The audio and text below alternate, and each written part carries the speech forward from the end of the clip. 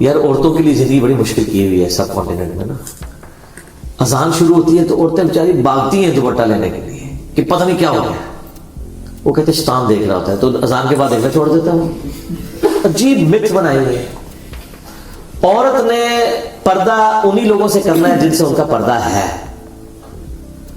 اس طرح کی کسی ایکٹیویٹی میں کوئی پردہ نہیں ہے سوائے کہ ابو داؤد میں حدیث ہے کہ جب عورت بالغہ ہو جائے تو ایسی عورت کی اللہ تعالیٰ نماز قبول نہیں کرتا جو ننگے سر نماز پڑھے.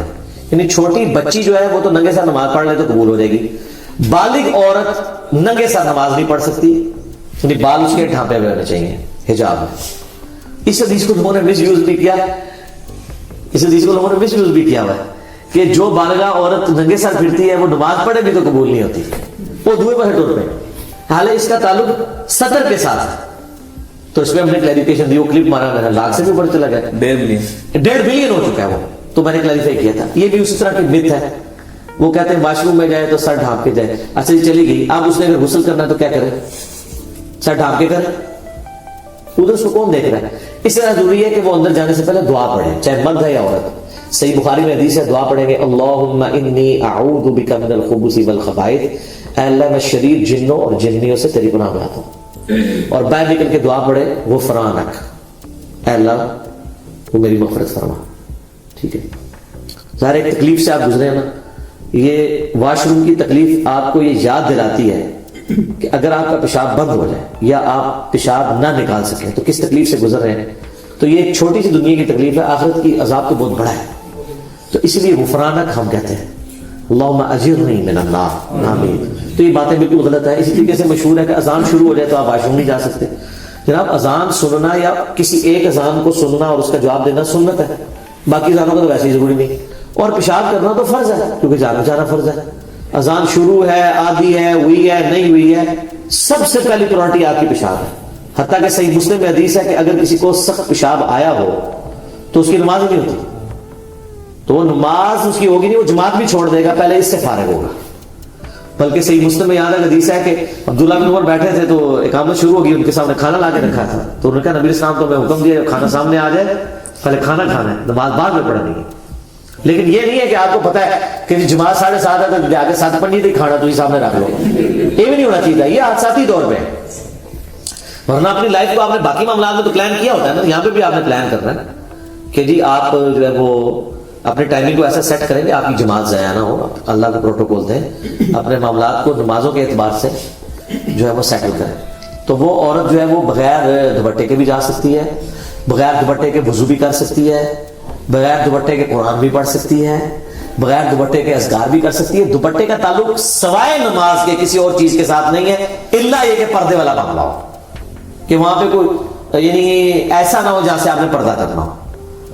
ان سے آپ نے پردہ جو جنات آپ کو نظر ہی نہیں آ رہے ان سے آپ پردہ کریں نہ کریں برابر ہے. کیا کریں گے؟ ان سے پردہ وہی ہے جو آپ دعا مانگ لیتے ہیں اللہم انی اعوذ بک من الخبث والخبائث. پرانے زمانے میں اصل یہ ہوتا تھا کہ عورتیں ابھی بھی گاؤں ایریا میں باہر یعنی کھیتوں میں جا کے باہر جگہوں پہ ان کے ٹوائلٹس بنے ہوتے تھے.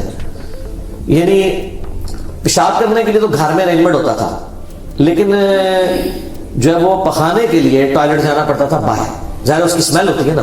پیشاب کا کیا ہے وہ تو آپ نے پانی بہایا تو نکل گیا. اٹیچ بات اس زمانے میں بھی غسل خانے گھر میں ہوتے تھے نا. وہ غسل خانے ہوتے تھے صرف پیشاب تک کے لیے یا غسل کرنے کے لیے.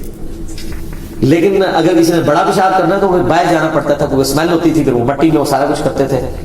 تو اس وقت پھر عورتیں زیادہ پردے میں گھر سے نکلتی تھی تو وہ ایسا تو نہیں کر سکتی تھی. آج کل تو اتنی آسانی ہے اٹیچ باتھ روم ہے اور ان ایشوز سے ان تکلیف سے گزرنا نہیں پڑتا لوگوں کو.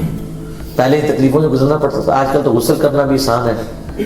واش روم والا معاملہ پہلے تو واش روم جانا ہے ایک تکلیف دہ عمر ہوتا تھا.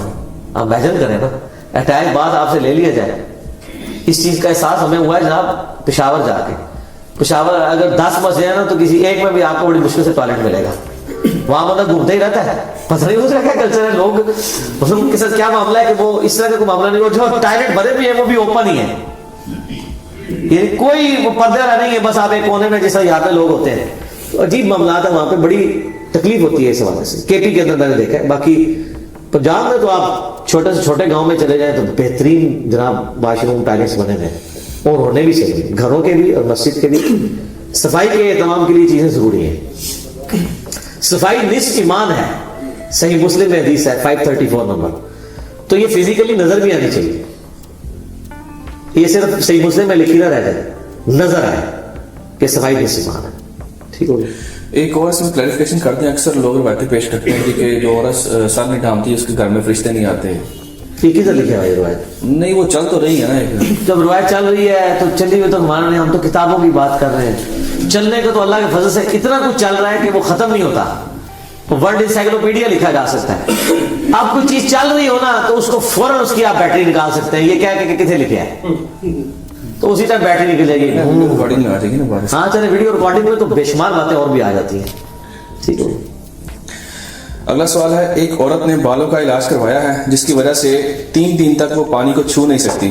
ایسی صورتحال میں وہ عورت وضو اور غسل کی جگہ صرف تیمم کر سکتی ہے؟ سر 3 دن تو بہت تھوڑے ہیں, 30 سال تک بھی وہ کر سکتی ہے اگر اس کی بیماری بڑھنے کا اندیشہ ہو پانی کو چھونے سے, اور یہ اس کے تجربے میں چیز آئی ہو, یا کوئی پرہیزگار ڈاکٹر بتا دیں. یہ نہیں کہ ایک عام ڈاکٹر ہے کہ تیمم شروع کر دیں, آپ وضو چھوڑ دیں, جس نے خود بھی نماز نہیں پڑھی اس کو کیا ہے. یہاں کئی لوگ ہو جاتے ہیں اور جی چھڑ دو بیٹھ کے نماز پڑھیں جی, اور جی آپ کے گھٹنے کا مسئلہ بیٹھ کے نماز پڑھیں. حالانکہ وہ مسئلہ اس نوعیت کا نہیں ہوتا, لیکن بعض اوقات واقعی ہوتا بھی ہے. 2-3 ڈاکٹر سے ایکسپرٹ اوپینین لے لیں, کیونکہ اگر آپ بیٹھ کے نہیں پڑھیں گے پھر وہ درد پروسیڈ کر کے ہمیشہ کے لیے ہو جاتی ہے. وہ ضرور کریں.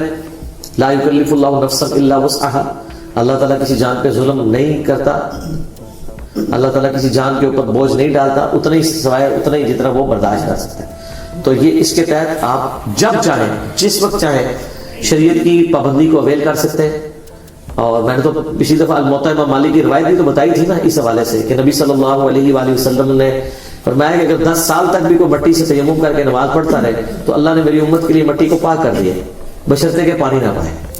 پانی پائے گا تو پھر نہیں. پانی پانے سے مراد یہ ہے کہ پانی فزیکلی پائے, یا فزیکلی تو پا سکتا ہے لیکن اس کو استعمال میں لانے میں بیماری کے بڑھنے کا اندیشہ ہے تو وہ بھی پانی پہ قدرت نہیں پائے ہوئے تو وہ بھی تیمم کر سکتا ہے. سورۃ المائدہ میں تیمم کا طریقہ ہے کہ دونوں ہاتھ پہلے مٹی پہ مار کے چہرے کا مسح کریں گے, اس کے بعد دونوں ہاتھوں کا کریں گے. کون اس میں ٹھیک ہے. اس میں ضمن ایک چیز بتا دیں جو اسی اسپیسیفک سوال کے مطابق اس میں بالوں کا ذکر آیا, تو کیا صرف ایک رکن کو نہیں چھوڑ دینا بہتر, باقی وضو بھی تو کیا جا سکتا ہے؟ وہ کہہ رہے ہیں پانی کو ہاتھ لگانے سے منع کیا ہے. اچھا, ہاں ہو سکتا ہے بعض اوقات ہاتھ کو پانی لگنے سے کوئی ریئیکشن ہو جاتا ہو, تو اگر صرف بالوں کے لیے منع کیا ہوا ہے تو باقی جسم کو کر لے, اور سر والا جو مسئلہ ہے وہ اشارے سے کر رہے ہیں. ٹھیک ہے, پھر تو آپ یہ کر سکتے ہیں, اور پھر آپ تیمم نہیں کریں گے. جب کسی ایک رکن کا ایشو ہونا ہے کسی خاص جگہ کا, جیسے زخم ہوا ہے اور پٹی باندھی ہوئی ہے, پھر آپ تیمم نہیں کرنا, صرف اس ایریے کو آپ نے پانی سے نہیں دھونا. آپ ایک ہاتھ سے وضو کر لیں, اگر آپ کی بائیں ہاتھ کی انگلی ہے یا دائیں کی زخمی ہے تو اسی سے وضو کر لیں, اور وہاں پہ بس ایسے اوپر ہلکا سا ہاتھ پھیر دیں, باقی کو آپ سارا دھویں. یہ نہیں کہ آپ تیمم پہ شفٹ کر دیں گے. تیمم پہ آپ اس وقت شفٹ کریں گے جب ان جگہوں کے اوپر پانی لگانے سے آپ کی بیماری بڑھنے کا اندیشہ ہو, پانی کو ہاتھ لگانے سے بیماری بڑھنے کا اندیشہ. اور بعض کا یہ ہوتا ہے کہ آپ وضو تو کر سکتے ہیں لیکن آپ غسل نہیں کر سکتے پانی سے, سر پہ پانی ڈالنے سے آپ کی بیماری بڑھنے کا اندیشہ ہے. تو اس میں بھی پھر یہ ہے کہ آپ باقی جسم پہ اگر ڈال سکتے ہیں تو باقی جسم پہ نہا لیں, سر پہ مسح کر لیں, لیکن پورے جسم پہ نہیں نہا سکتے پھر آپ غسل کریں گے, پھر آپ تیمم کریں گے. علی بھائی اگلا سوال ہے, ایک عورت کا انتقال ہو گیا ہے اور اس نے بہت سارا سامان جہیز کی فارم میں چھوڑا ہے, ان چیزوں اور دیگر استعمال کی چیزوں کا کیا کریں؟ دیکھیں جہیز میں جو چھوڑا جا رہا ہے اس کی مالکن ہے نا. شادی کے بعد عموماً جو عورت کو زیورات بھی ملتے ہیں خاوند کی طرف سے یا اپنے بیٹے کی طرف سے یا اپنے سسرالیوں کی طرف سے, اس کی مالک تو وہی عورت ہوتی ہے, اور زکات بھی اسی نے دینی ہے. خاوند تو کرٹسی میں دے رہا ہوتا ہے, کہتے کہاں سے دے, وہ کماتی نہیں ہے, زیور کو توڑائے اور دے, جب تک وہ دے کے 7.5 تولے تک نہ پہنچ جائے, 7.5 سے جب کم ہو جائے پھر زکات بھی کوئی جوڑ کے رکھے. جیسے ہی 7.5 تولے پہ پہنچا زکات شروع, پلنٹی شروع, وہ خاوند دے رہا ہوتا ہے کرٹسی میں, اصولن اس کو دینی ہے.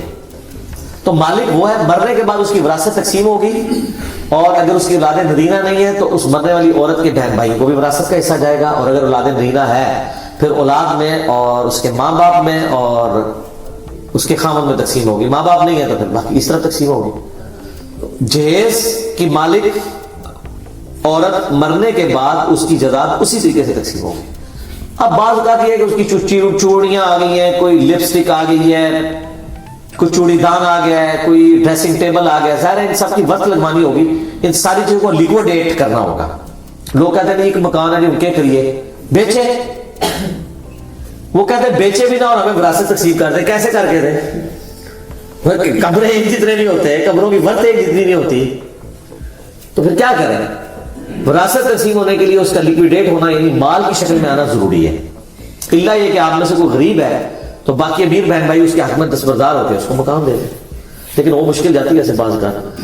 3 مرلے کے مکان میں 3 فیملیاں رہ رہی ہوتی ہیں, جب ایک کا کوئی مر جاتا ہے اور وہ وراثت تقسیم ہو تو تینوں بے گھر ہو جاتے ہیں, کیونکہ ان کو جو پیسے ملنے 1 مرلے کا مکان تو نہیں خرید سکتے, تو پھر وہ تقسیم بھی نہیں کرتے. ادھر ہی بیچ میں وہ کھچڑی پکی رہتی ہے, دوسری تیسری نسل میں جا کے پھر اتنے سارے اس کے وہ نکل آتے ہیں کہ وہ جناب وہ وکیلوں کی نوکری لگی رہتی ہے.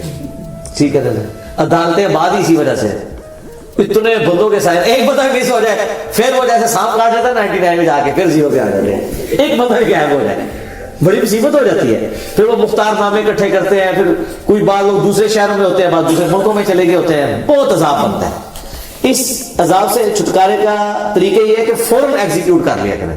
جیسے ہی آپ لیٹ کرتے ہیں نا تو یہ پرابلم در پرابلم ہوتی جاتی ہے. ٹھیک ہو.